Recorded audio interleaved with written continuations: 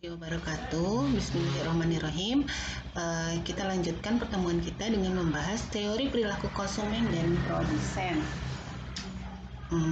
Pada bahasan ini kita akan membahas teori perilaku konsumen sampai dengan pembentukan kurva permintaan dan teori perilaku dari produsen.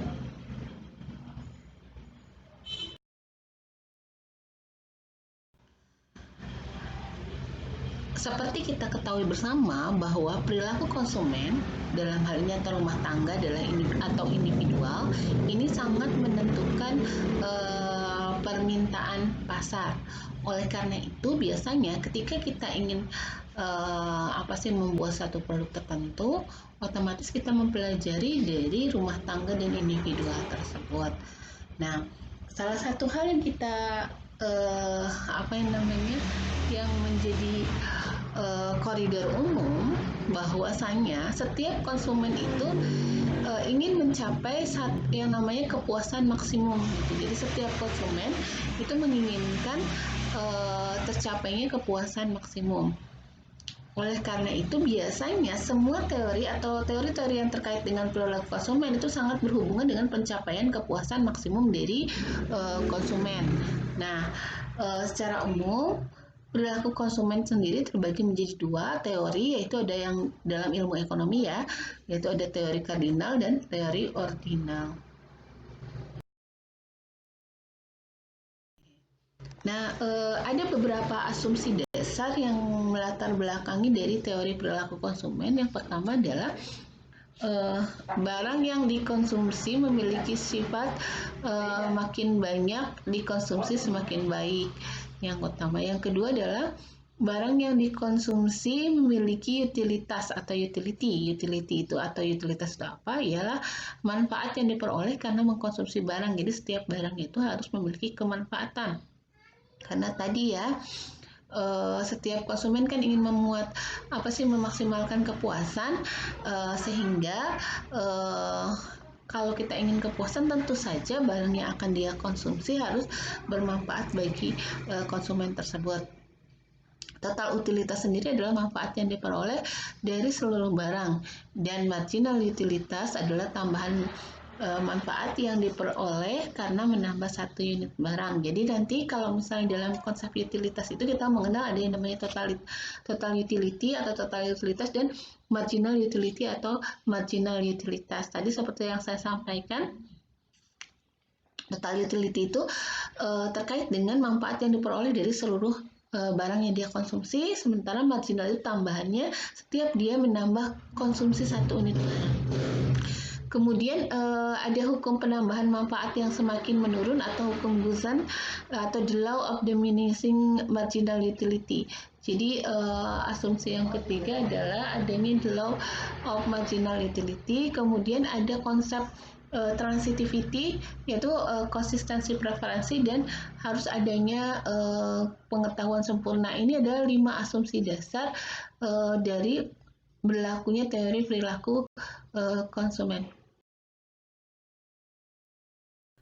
Tadi saya sampaikan di awal bahwa ada 2 teori dalam konsep perilaku konsumen ini, ada teori kardinal dan ada teori ordinal. Sekarang kita kaji dulu apa sih teori kardinal itu. Teori kardinal itu menyatakan bahwa kegunaan dapat dihitung secara nominal. Jadi teori ini teori yang mengasumsikan bahwa atau menyebutkan bahwa setiap kegunaan tuh bisa kok kita hitung secara nominal. Biasanya satuan ukurnya adalah utility atau util. Nah, keputusan untuk mengkonsumsi suatu barang berdasarkan perbandingan antara manfaat yang diperoleh dengan biaya yang harus dikeluarkan.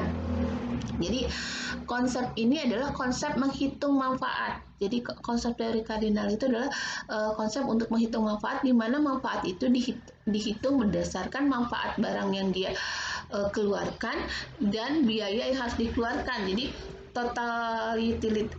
totalnya nanti dia memutuskan apakah dia akan mengkonsumsi atau membeli barang tersebut atau tidak berdasarkan hasil dari perbandingan antara manfaat yang diperolehnya dengan biaya yang harus dia keluarkan. Misalnya gini,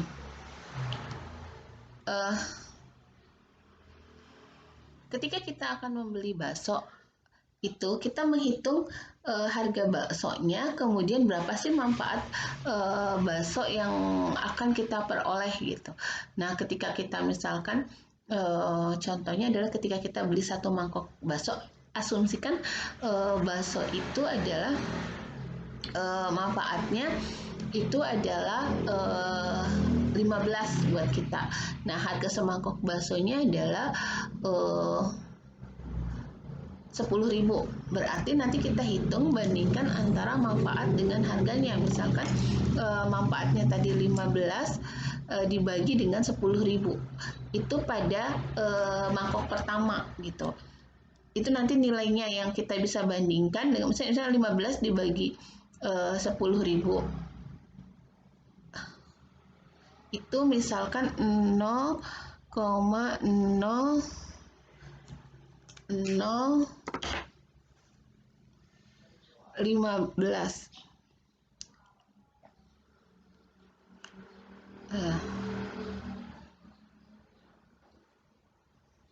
Oke, hasilnya 0,0015. Itu manfaat pada mangkok pertama. Tetapi yang kedua, karena biasanya kita udah agak kenyang ya, kemudian ketika kita memutuskan kita beli lagi nggak yang kedua, maka manfaatnya itu menjadi turun. Tadinya 15, mungkin kalau pada saat kita beli mangkok yang kedua menjadi 12 gitu. Jadi 0,0012 nanti. Nah, kemudian apalagi ketika kita beli mangkok yang ketiga, katakanlah yang ketiga nilainya jadi turun lagi 10 misalnya. Atau yang keempat kita juga jadi turun lagi 8 misalnya. Sehingga nilainya menjadi jauh lebih kecil. Kemudian kelima kita hitung lagi manfaatnya misalkan jadi 4. Kemudian kalau mangkok yang ke-6 jadi 0 misalkan. Jadi hasilnya 0 atau bahkan negatif karena kita muntah misalkan kayak gitu. Jadi nanti nilai-nilai tersebut kita bandingkan apakah kita akan membelikan semangkok bakso atau kita lebih suka kalau kita beli jus misalkan kayak gitu. Tidak memilih mangkok yang kedua, tetapi misalkan nilai jus itu 10 gitu. Berarti pada saat kita mau beli mangkok yang ketiga, kita beli jus apa bakso ya. Mungkin kita akhirnya tidak membeli bakso tapi lebih memilih jus. Itu teori kardinal. Jadi dia membandingkan dari nilai guna dari barang tersebut dengan harganya.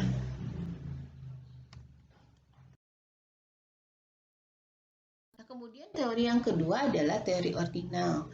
Nah, berbeda dari pandangan teori kardinal yang sebelumnya, di teori ordinal itu menyatakan bahwa sebetulnya kegunaan itu nggak bisa kita hitung gitu. Kita nggak bisa menghitung kegunaan barang A 10 atau 15 gitu. Jadi ini memang sangat-sangat bertolak belakang dari teori kardinal gitu. Nah, di teori ini katanya kegunaan itu hanya bisa kita bandingkan gitu. Jadi misalkan ada dua barang, misalkan bakso dengan ketoprak, mana sih yang kita lebih sukai? Misal kita cuma membandingkan, oh ternyata kalau kita tuh lebih suka bakso dibandingkan dengan ketoprak. Jadi biasanya dibandingkan seperti itu. Kegunaannya lebih banyak buat kita ketoprak dibandingkan dengan, atau manfaatnya lebih banyak bakso dibandingkan dengan ketoprak. Dan ini antar individu tentunya berbeda-beda gitu. Nah, ada alat bantu dalam teori ordinal, ada dua alat bantu. Yang pertama adalah kurva indifferent, yang kedua adalah budget line atau garis anggaran.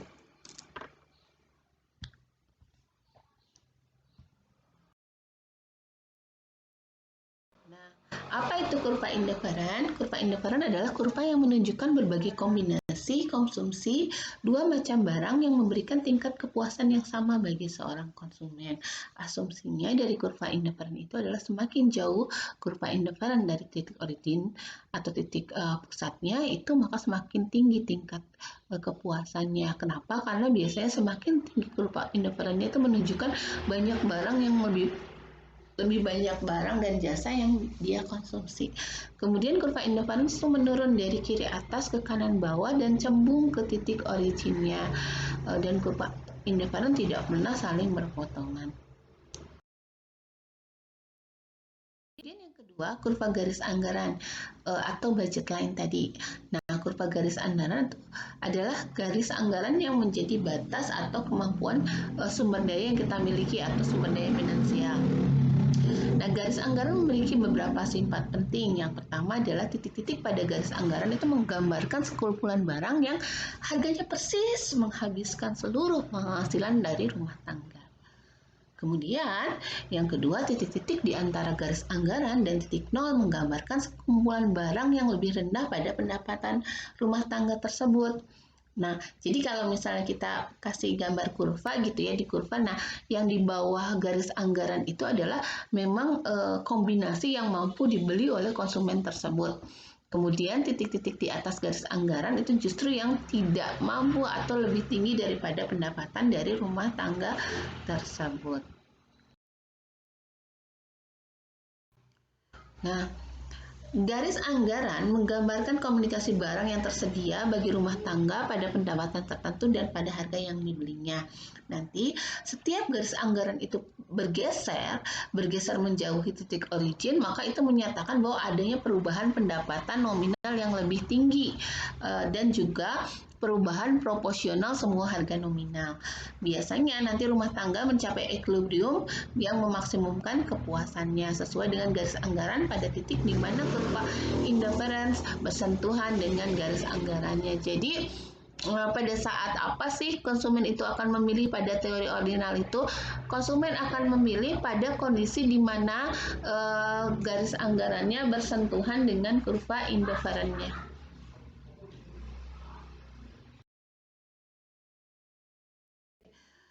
Itu tadi teori perilaku konsumen. Biasanya nanti kalau misalnya dari kurva anggaran dan budget line itu kita nanti akan menurunkan permintaan dan penawaran.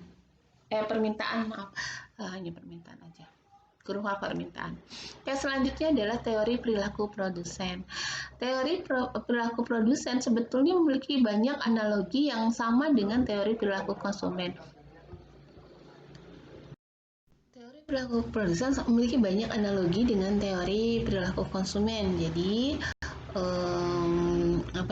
ada banyak kemiripan antara teori perilaku produsen dengan teori perilaku konsumen, hanya saja kalau produsen dari sisi yang memproduksinya, sementara kalau konsumen kan dari yang mengkonsumsi.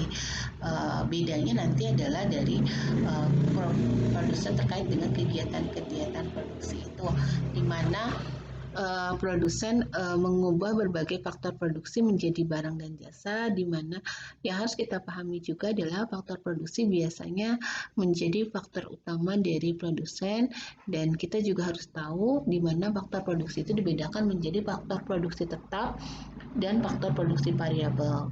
Yang tetap itu apa, yang variabel itu apa?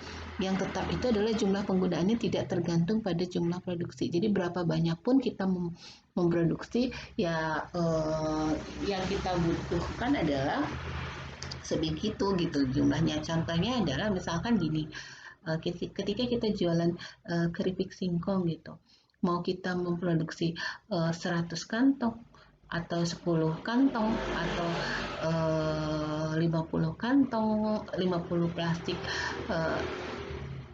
dari keripik singkong, yang kita butuhkan kan cuma satu penggorengan besar gitu.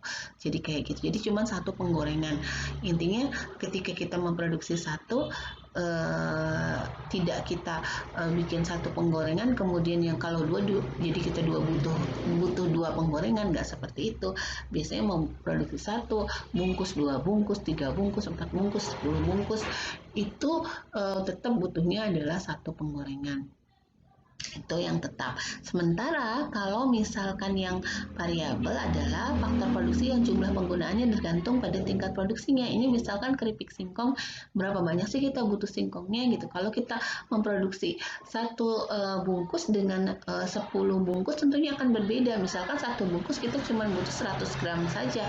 Tetapi ketika kita beli bikin 10 bungkus, tentunya kita akan memproduksi 200 atau 300 gram singkong. income. Jadi mengikuti dari berapa banyak produksi yang akan kita lakukan.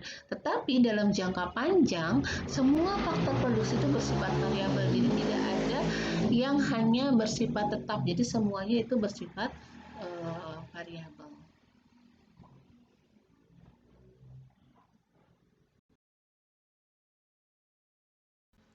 Nah, ada kalau tadi dalam teori perilaku konsumen itu ada dua teori, yaitu teori produsen dan teori ordinal dan kardinal. Kalau dalam teori perilaku produsen pertama ada teorinya itu adalah model produksi dengan satu faktor produksi variabel, yaitu analisis jangka panjang di mana hanya terdapat satu disebut model produksi dengan satu produksi variabel adalah karena model produksi tersebut hanya mempertimbangkan satu faktor produksi yang bersifat tetap. Maka secara matematis di fungsi dari kuantiti itu sama dengan fungsi dari modal atau kapital atau fungsi dari tenaga kerja. Jadi dia cuma ngelihat modalnya aja atau tenaga kerjanya saja. Jadi ini akan berpengaruh. Dalam teori perilaku produsen itu ada istilah-istilah yang harus kita pahami. Yang pertama adalah produksi total, produksi marginal, dan produksi rata-rata. Produksi total adalah banyaknya produksi yang dihasilkan dari total produksi, sementara marginal tambahan karena penambahan penggunaan satu unit produksi. Rata-rata itu rata-rata output yang dihasilkan per unit faktor produksi. Nah, tahapan produksi sendiri ada tiga. Ada tahap satu yaitu di mana saat kondisi AP maksimum. Yang kedua adalah antara AP sampai dengan MP sama dengan 0. AP itu adalah average production atau rata-rata produksi. MP marginal production. Dan tahap tiga saat MP bernilai negatif. Jadi biasanya dilihat begini, ini tuh berbentuk seperti lonceng nanti tahapan produksinya. Nah, di mana tahapan pertama itu adalah tahap sampai di mana kondisi ketika rata-rata produksi itu masih menginginkan tambahan lagi. Misalkan kita ambil contoh lah yang satu produksinya itu labor atau tenaga kerja. Ketika seorang bikin pabrik keripik singkong, kemudian dia mempekerjakan satu orang, nah dia masih memungkinkan untuk menambah tenaga kerja lain karena ketika dia masih menambah tenaga kerjanya, maka itu akan menghasilkan banyak dan itu masih terserap pasar sehingga masih memungkinkan untuk menambah tenaga kerja lagi. Tahap 2 itu adalah tahap di mana si rata-rata produksinya ketika kita tambahkan itu si tenaga kerjanya, misalkan setelah 2 orang ditambahkan lagi 1 jadi 3 orang atau 4 orang, dia akan sampai kepada marginal produksinya tuh 0. Jadi setiap tambahan lagi tenaga kerja itu hanya tidak akan menambah banyak, tetapi nilainya akan 0, tidak memberikan tambahan terhadap unit produksinya. Dan sebaliknya di tahapan ketiga adalah tahapan slowdown atau pada tahapan dia menurun, di mana kalau kita nambah tenaga kerja lagi, maka pada saat itu produksinya akan kebalik, itu malah akan bernilai negatif. Keuntungan bagi produsen tersebut. Nah, kemudian yang kedua adalah model produksi dengan dua faktor produksi variabel. Nah, ini persis dengan teori ordinal karena di sini kita menggunakan pendekatan isoquant. Isoquant itu menggunakan isoquant itu kayak indifferent curve gitu. Jadi ini menggunakan kurva, pendekatannya kurvanya itu ada dua, isoquant dan isocos. Kalau tadi di teori ordinal itu ada dua budget line dan indifferent. Kalau di sini ada isoquant dan isocos. Nah, isoquant ini menggambarkan kombinasi penggunaan dua faktor produksi secara efisien dengan tingkat teknologi tertentu yang menghasilkan tingkat produksi. Indifferent menunjukkan barang dan jasa yang kita beli, kalau sini menunjukkan dua faktor produksi yang akan kita gunakan untuk memproduksi. Nah, asumsi dari isoquant ada 4. Yang pertama adalah konveksitas atau teknik MRTS, Marginal Rate of Technical Substitution. Kemudian ada yang kedua, penurunan nilai MRTS.